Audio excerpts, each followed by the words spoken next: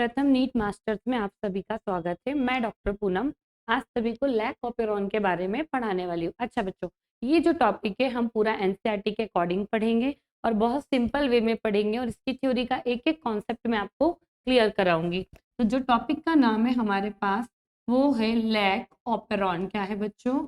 Lack operon है।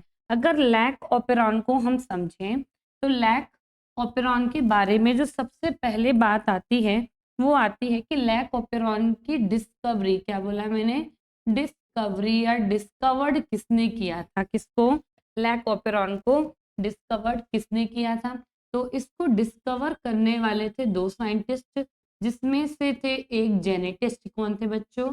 एक थे जेनेटिस्ट और दूसरे साइंटिस्ट थे बायोकेमिस्ट। कौन थे बच्चों? बायोकेमिस्ट थे। तो जो साइंटिस्ट जेनेटिस्ट थे उनका नाम था फ्रांकोसिस जैकब। क्या नाम था?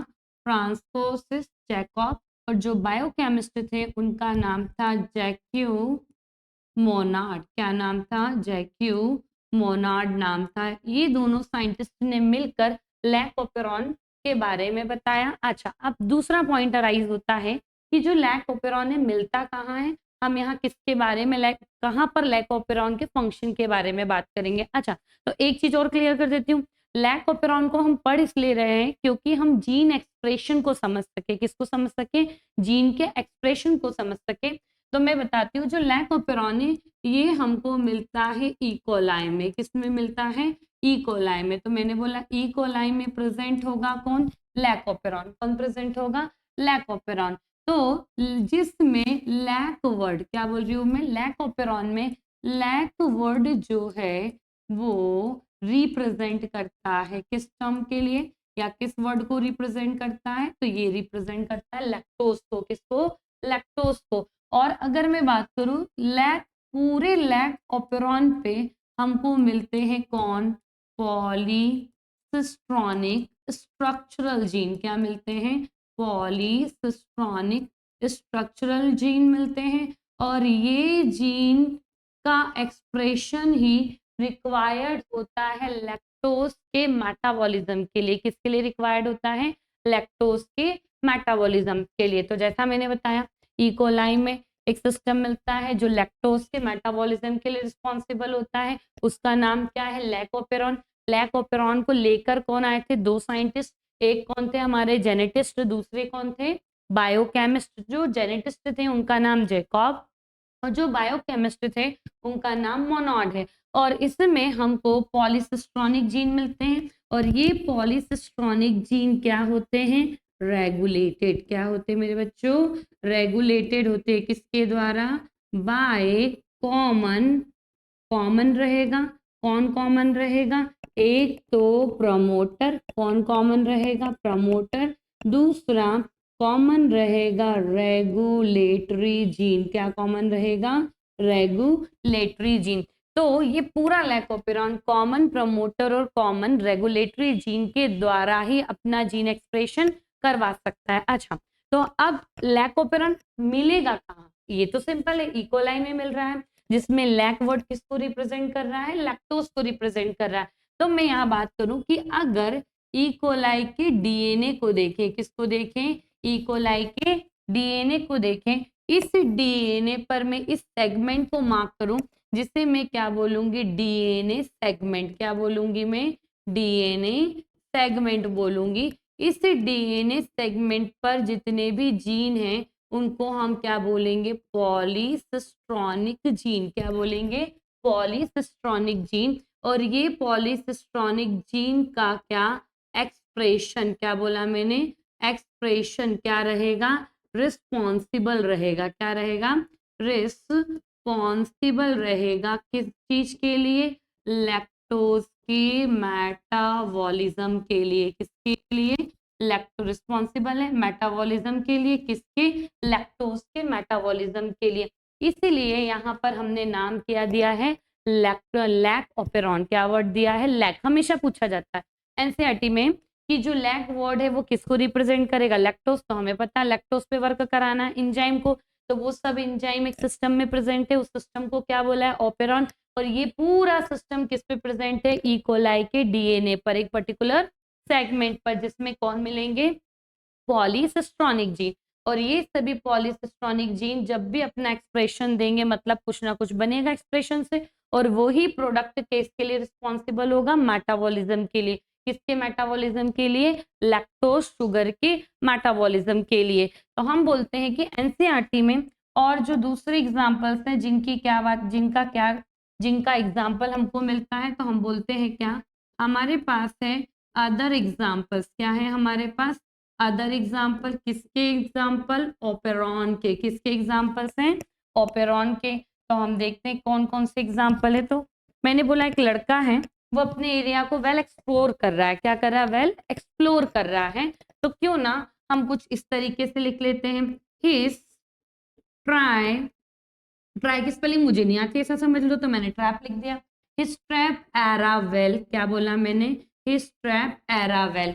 तो कुछ सबके पीछे हमें क्या लगा देना, ऑपेरॉन। तो कौन सा ऑपेरॉन मिल रहा है, हिज ऑपेरॉन मिलेगा, ट्रिप्टोफैन ऑपेरॉन मिलेगा बच्चों, और एरा ऑपेरॉन मिलेगा, और हमको मिलेगा वेल ऑपेरॉन। क्या मिलेगा, वेल ऑपेरॉन। जिसमें हमारी एनसीईआरटी में डिटेल में सिर्फ किसकी बात की गई है, लैक्टोपेरॉन की। किसकी बात की गई है, लैकोपेरॉन की बात की गई है। तो अब अगर हम एग्जाम्पल के साथ पूछता है कि निम्नलिखित में से कौन सा ऑपेरॉन रिलेटेड नहीं है एनसीईआरटी से, तो आप इस क्वेश्चन को कब सॉल्व कर पाओगे, जब आपको ये सब नाम याद होंगे। तो टोटल कितने ऑपेरॉन है, 1 2 3 4, और लैकोपेरॉन को मिला के 5 ऑपेरॉन है जिनकी बात एनसीईआरटी करती, पर हमको मैकेनिज्म सिर्फ किसका देखना है, लैकोपेरॉन का। किसका देखना है, लैकोपेरॉन का। तो चलिए देखते हैं डिटेल में लैकोपेरॉन है। तो हमने बोला क्या है हमारे पास, ई कोलाई। कौन है बच्चों, ई कोलाई है। तो ई कोलाई के डीएनए को हमने मार्क कर लिया था, ये ई कोलाई का डीएनए है। अब हमने इसमें सेगमेंट को मार्क करा था कि ये सेगमेंट है, तो मैंने बोला ये सेगमेंट ऑफ डीएनए। क्या बोला, इस सेगमेंट ऑफ डीएनए पर ही क्या है, प्रेजेंट है। कौन प्रेजेंट है, लैक ऑपेरॉन। कौन प्रेजेंट है बच्चों, लैक ऑपेरॉन प्रेजेंट है। अच्छा, तो ये लैक ऑपेरॉन जो इस सेगमेंट पे प्रेजेंट है, इस लैक ऑपेरॉन के अंदर हमको कुछ जीन्स मिलेंगे। तो मैं बोलती हूँ इसमें मिलता है मुझे 1 रेगुलेटरी जीन। क्या मिलता है, 1 रेगुलेटरी जीन मिलता है। अच्छा, उस रेगुलेटरी जीन को हम रिप्रेजेंट करते हैं आई जीन के नाम से। किससे रिप्रेजेंट करते हैं, आई जीन से, आई जीन के नाम से रिप्रेजेंट करते हैं। अच्छा, तो अब नेक्स्ट क्वेश्चन अराइज होता है कि ये जो आई जीन है, ये आई जीन क्या है, डज नॉट रिफर्स टू, किस रूप में नहीं जान सकते हम, इंड्यूसर इसको हम नहीं कह सकते। आई का मतलब ये नहीं है कि ये ऑपेरॉन को इंड्यूस करने वाला जीन है, इसलिए क्या बोला, does not refers to inducer. अब नेक्स्ट चीज आती है, तो ये आई जो वर्ड है कहाँ से डिराइव्ड हो रहा है, तो मैं बोलती हूँ जो आई वर्ड है वो डिराइव्ड हुआ है किससे, इनहिबिटर वर्ड से। किससे डिराइव्ड हुआ है बच्चों, इनहिबिटर वर्ड से। मतलब कहीं ना कहीं ये ऑपेरॉन को ये आई जीन स्टॉप कराने के लिए रिस्पॉन्सिबल है। तो हमने बोला आई जो है वो वर्ड डिराइव्ड हुआ है किससे, इनहिबिटर वर्ड से। अब ये आई जीन का इस ऑपेरॉन में पर्टिकुलर फंक्शन क्या है, तो मैं बोलती हूँ कि ये जो आई जीन है वो कोड करेगा। क्या करेगा, ये आई जीन क्या करता है, कोड करता है। किसके लिए कोड करता है बच्चों, रिप्रेसर के लिए। किसके लिए करता है, रिप्रेसर के लिए करता है। तो ये कोड करता है रिप्रेसर के लिए। किसका रिप्रेसर होगा, repressor of the lac operon. मतलब इस ओपेरॉन में रिप्रेसर नाम का कुछ बन रहा है, जो किसके द्वारा बन रहा है, आई जीन के द्वारा बन रहा है। आप देखेंगे ये रिप्रेसर नाम की बला है क्या, और क्या काम है इसका, लैक ओपेरॉन के अंदर। अच्छा, तो अब लैक ओपेरॉन में कौन, एक जीन तो रेगुलेटरी है। अब जो दूसरी जीन है, तो मैं बोलती हूँ लैक ओपेरॉन में मिलते हैं हमको 3 पॉलीसिस्ट्रॉनिक स्ट्रक्चरल जीन। क्या मिलते हैं, 3 पॉलीसिस्ट्रॉनिक स्ट्रक्चरल जीन मिलते हैं। कितने बच्चों, 3 पॉलीसिस्ट्रॉनिक स्ट्रक्चरल जीन मिलते हैं। चलिए देखते हैं उनका नाम क्या क्या है और उनका फंक्शन इस ओपेरॉन के अंदर क्या है। तो अगर हम 3 पॉलीस्ट्रॉनिक स्ट्रक्चरल जीन के बारे में बात करेंगे तो किस तरीके से बात करेंगे, पहले तो हमें उनका नाम पता होना चाहिए। तो पहला पॉलीसिस्ट्रॉनिक स्ट्रक्चरल जीन है जेड सिस्ट्रॉन के नाम से मिलेगा। किस नाम से मिलेगा बच्चों? जेड सिस्ट्रॉन के नाम से मिलेगा। तो जो जेड सिस्ट्रॉन है वो कोड करता है किसके लिए? ये कोड करता है बीटा गैलेक्टोसाइडेज इंजाइम के लिए। किसके लिए कोड करता है? बीटा गैलेक्टोसाइडेज इंजाइम के लिए कोड करता है। दूसरा जीन आता है हमारे पास वाई सिस्ट्रॉनिक जीन। कौन सा आता है? वाई सिस्ट्रॉनिक जीन, जो कोड करता है किसके लिए? परमिएज इंजाइम के लिए। किसके लिए? परमिएज इंजाइम के लिए कोड करेगा। अच्छा, अभी देखेंगे कि ये इंजाइम बन क्यों रहे हैं वास्तव में। फिर आता है हमारे पास अल्फा सिस्ट्रॉन। क्या आता है बच्चों? अल्फा सिस्ट्रॉनिक जीन, जो कोड करेगा किसके लिए? ये कोड करता है ट्रांस एसिटाइलेज इंजाइम के लिए। किसके लिए कोड करता है? ट्रांस एसिटाइलेज इंजाइम के लिए कोड करता है। चलिए वापस से लिख लेते हैं, किसके लिए कोड कर रहा है ये? ट्रांस एसिटाइलेज इंजाइम के लिए कोड करता है। चलो भैया, मतलब जीन का एक्सप्रेशन जब भी मिलेगा, कौन कौन से जीन का? पॉलीसिस्ट्रॉनिक जीन का। तो आपके पास प्रोडक्ट के रूप में क्या क्या बन के आ जाएंगे? बीटा गैलेक्टोसाइडेज इंजाइम बन के आएगा, परमिएज इंजाइम बनकर आएगा, साथ में ट्रांस एसिटाइलेज इंजाइम बनकर आपको मिल जाएगा। किस रूप में? जीन एक्सप्रेशन के रूप में। पर अब हमें ये देखना है कि इस लैक ऑपेरॉन में इन इंजाइम का वास्तव में रोल क्या है। इन इंजाइम का वास्तव में रोल क्या है, तो चलो देख लेते हैं। तो हम सबसे पहले लिख लेते हैं किसके बारे में? हम बात कर रहे हैं इंजाइम्स के फंक्शन के बारे में। किसके बारे में? इंजाइम के फंक्शंस के बारे में बात कर रहे हैं। जो इंजाइम क्या है? जीन एक्सप्रेशन का प्रोडक्ट है। क्या है? जीन एक्सप्रेशन का तो प्रोडक्ट है। तो हमारे पास पहला इंजाइम कौन सा था बच्चों? बीटा गैलेक्टोसाइडेज इंजाइम था। कौन सा था बच्चों? बीटा गैलेक्टोसाइडेज इंजाइम था। अब मैं बोलती हूँ ये जो बीटा गैलेक्टोसाइडेज इंजाइम है ये कैटालाइज कराता है। क्या करवाता है? कैटालाइज कराता है। किसको करवाता है? हाइड्रोलिसिस को। किसको करवाता है बच्चों? हाइड्रोलिसिस को। अच्छा, तो ये हाइड्रोलिसिस वास्तव में कराएगा किसकी? तो मैं यहाँ लिख देती हूँ, ये करवाता है हाइड्रोलिसिस डाइसैकेराइड की। किसकी करवाता है? डाइसैकेराइड की। किस में करवाएगा? तो हम लिख देते हैं मोनोसैकेराइड में। किस में करवाएगा? मोनोसैकेराइड में। तो देख लो, बीटा गैलेक्टोसाइडेज का लैक ऑपेरॉन में काम है कि वो डाइसैकेराइड को बदल देगा किसमें? मोनोसैकेराइड में। किस में बदल देगा? मोनोसैकेराइड में। तो लैक वर्ड अभी छूटा नहीं है। तो हम बात कर रहे थे जो लैक वर्ड रिप्रेजेंट कर रहा है किसको? लैक्टोज को। किसको रिप्रेजेंट कर रहा है?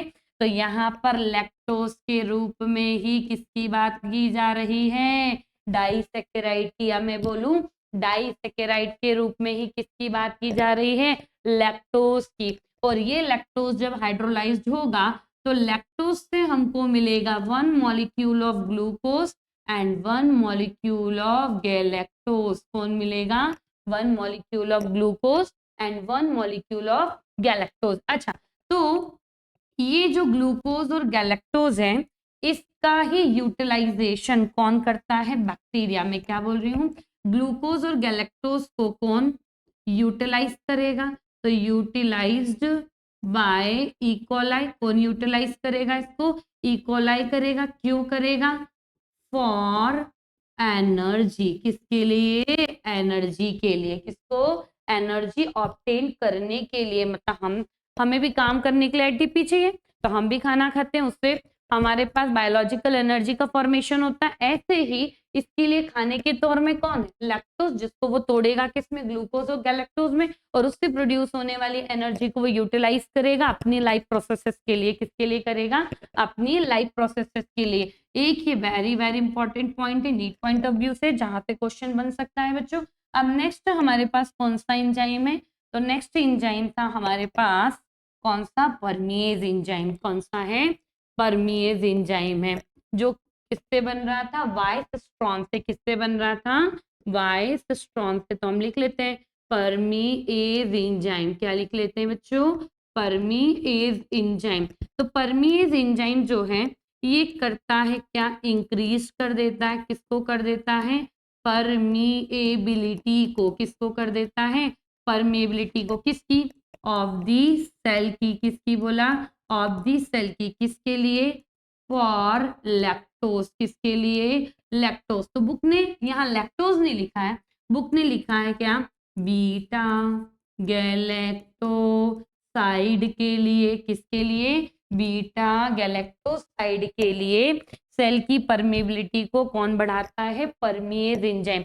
तो मैं यहाँ दूसरे वर्ड्स में क्या लिख सकती हूँ कि जो परमीएज एंजाइम है, कौन है बच्चों हमारे पास, परमीएज एंजाइम जो है वो क्या कर रहा है, ट्रांसपोर्ट कर रहा है। क्या कर रहा है, ट्रांसपोर्ट कर रहा है। किसको कर रहा है, लैक्टोज को। किसके अंदर कर रहा है, इनटू दी सेल। किसके अंदर कर रहा है, सेल के अंदर लैक्टोज के ट्रांसपोर्टेशन का काम कौन करवा रहा है, परमीएज एंजाइम। कौन करवा रहा है, परमीएज एंजाइम। अब जो थर्ड एंजाइम था जो किससे बन के आ रहा था बच्चों, हमारे पास अल्फा सिस्ट्रॉन से। किससे बन के आ रहा था, अल्फा सिस्ट्रॉन से। उसका पूरा नाम है थियोगैलेक्टोसाइड ट्रांस एसिटाइलेस। पूरा नाम क्या है, थियोगैलेक्टोसाइड ट्रांस एसिटाइलेस।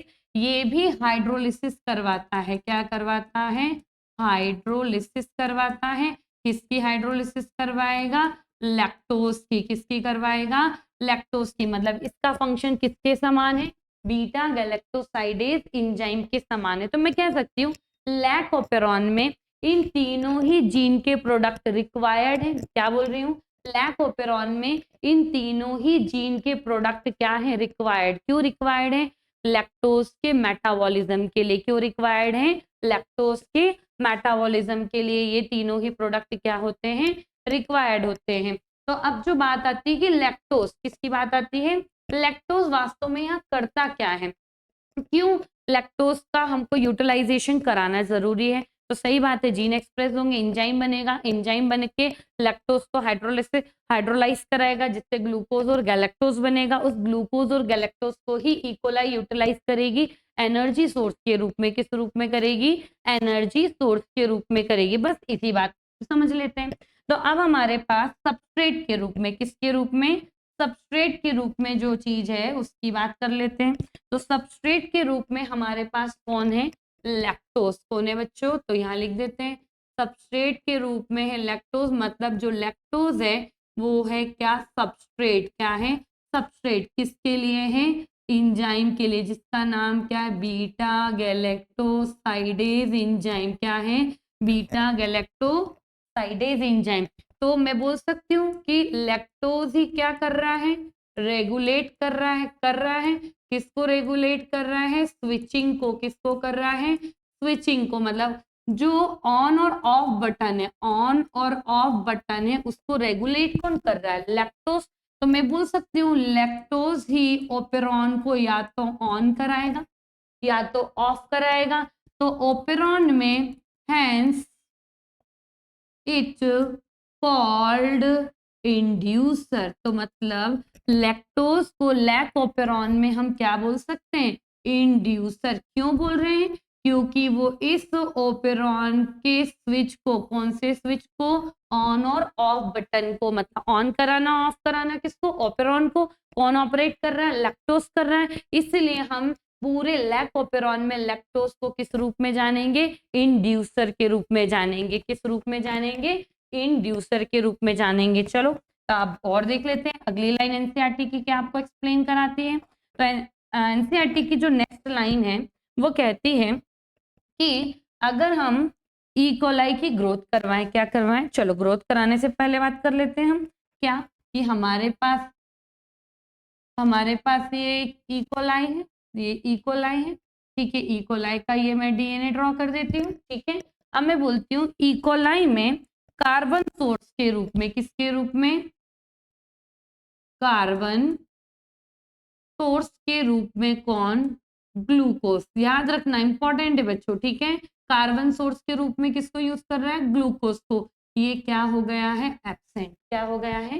एब्सेंट हो गया, मतलब काम कर करके सारी एनर्जी खत्म हो गई है। अब इकोलाई को अगर एनर्जी देना है तो हमें उसको क्या देना पड़ेगा?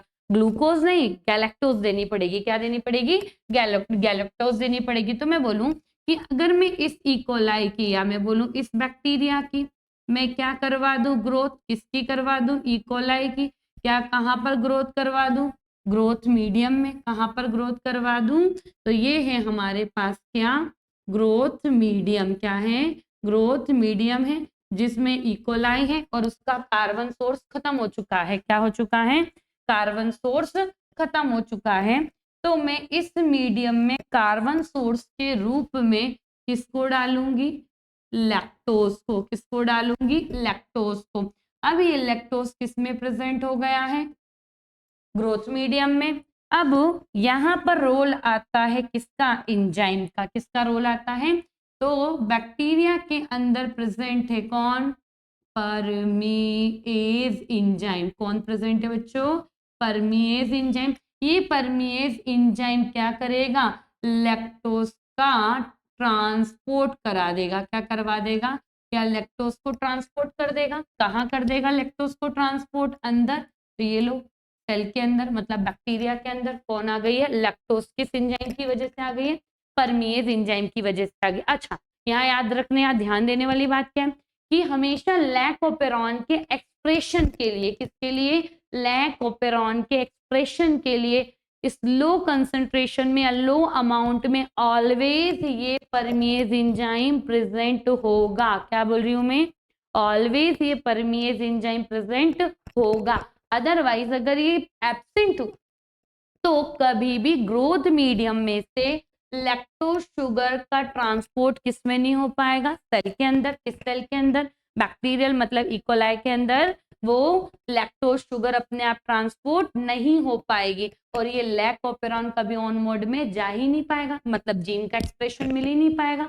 तो इसलिए हम क्या बोलते हैं? लो अमाउंट में। क्या बोला मैंने?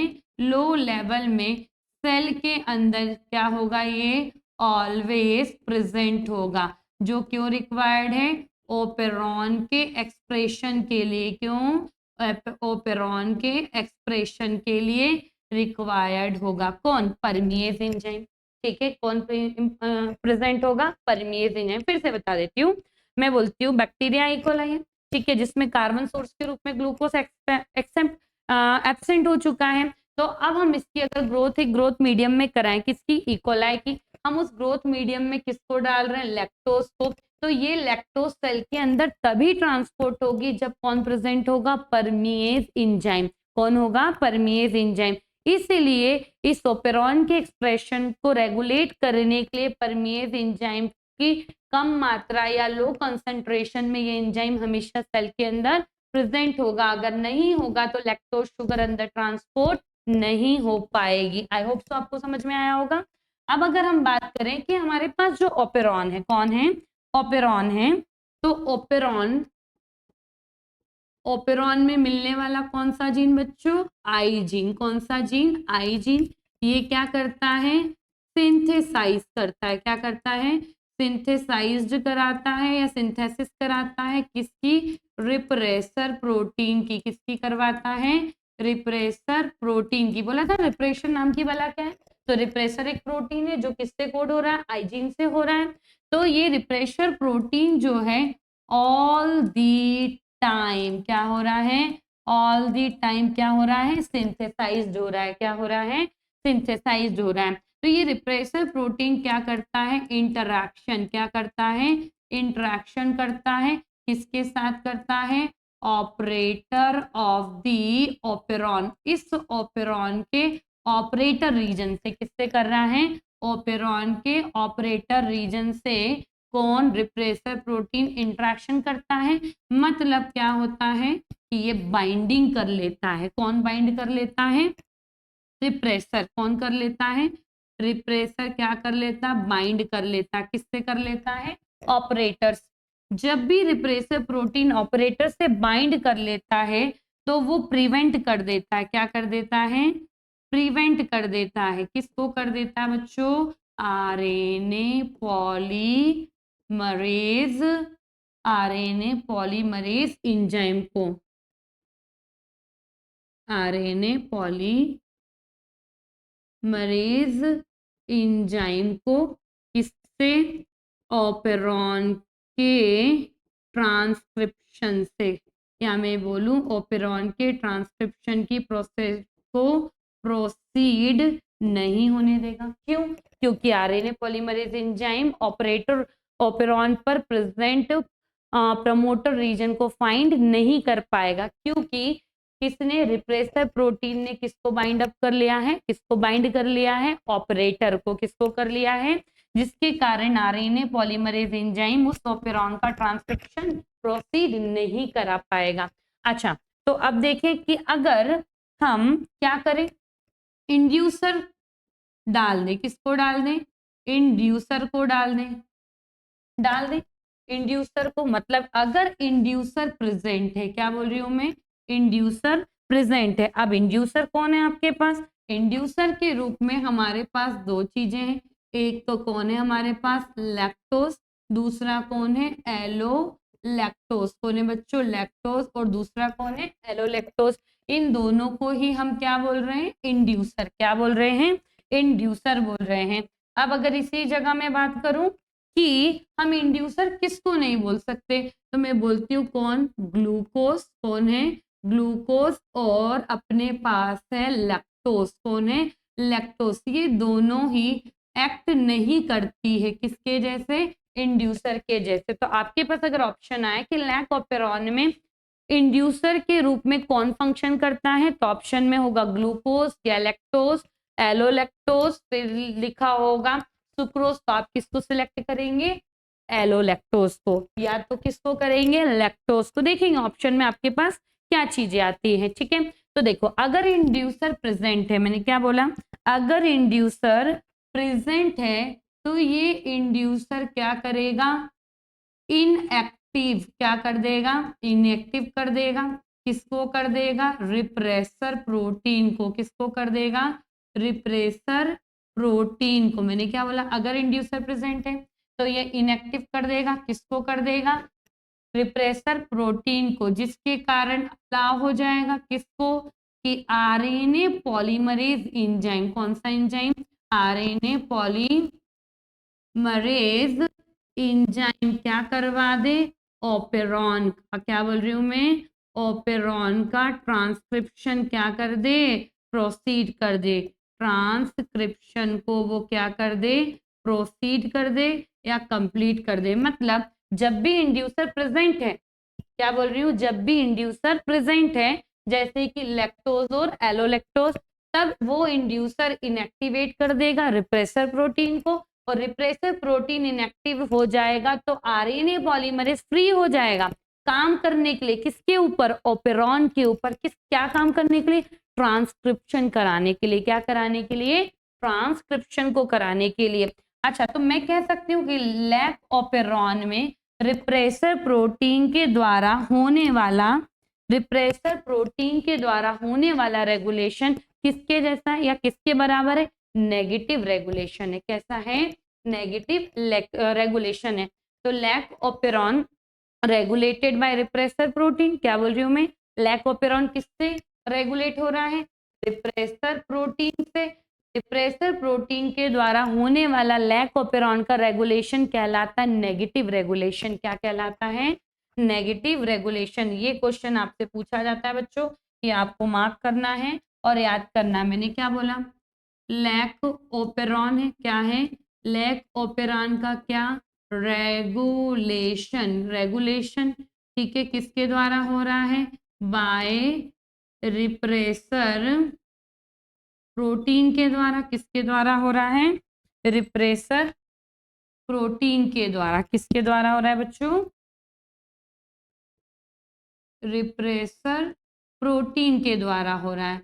तो इसीलिए हम क्या बोल रहे हैं, इसी को रिफर टू एज क्या नेगेटिव रेगुलेशन, क्या बोल रहे हैं, नेगेटिव रेगुलेशन, ये क्वेश्चन पूछा जाता है कि लैक ऑफ पेरॉन का अगर रेगुलेशन रिप्रेसर प्रोटीन करा रहा है तो इस रेगुलेशन को हम नेगेटिव रेगुलेशन बोलेंगे या पॉजिटिव रेगुलेशन बोलेंगे। तो आपका आंसर क्या होगा, ये कैसा रेगुलेशन है, नेगेटिव रेगुलेशन है। आई होप तो आपको इसका थ्योरी वर्जन पूरा समझ में आया होगा।